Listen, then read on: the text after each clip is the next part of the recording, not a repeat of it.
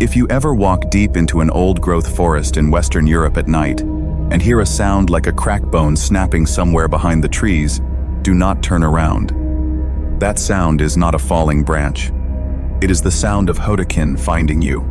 For centuries, woodsmen across Germany and the Black Forest region whispered his name only after dark and only in groups, because to speak it alone was to invite him closer.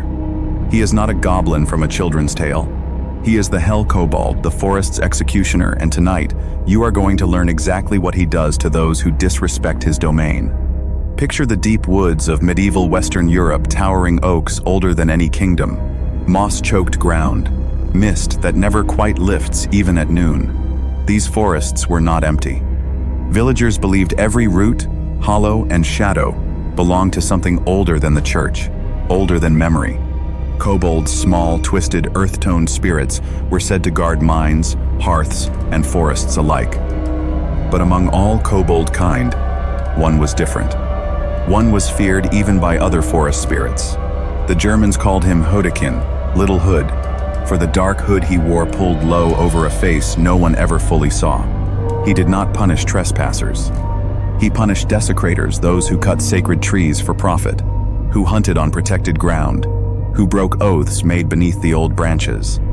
And his punishment was always the same. A clean, sudden snap of the neck, the body found sitting upright against a tree, eyes open, as if still listening to the forest's judgment. Hödekin's legend grew alongside something else, hiding in those same woods. Ancient witch covens, who had fled persecution and made the forest their sanctuary.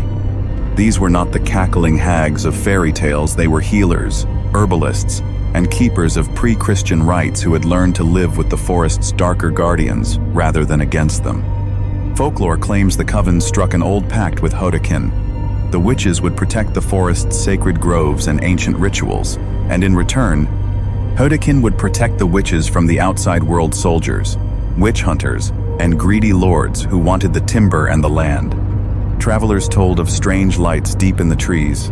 On certain nights, coven fires ringed by stones, older than the local castles, and of small, hooded shapes moving just beyond the firelight, watching, guarding.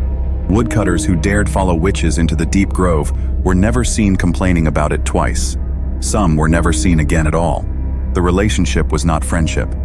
It was a contract written in fear, in old magic, and in the forest's own ancient hunger to be left alone. The most chilling account comes from a 17th century logging expedition sent by a local baron to clear a stretch of haunted forest the witches called sacred.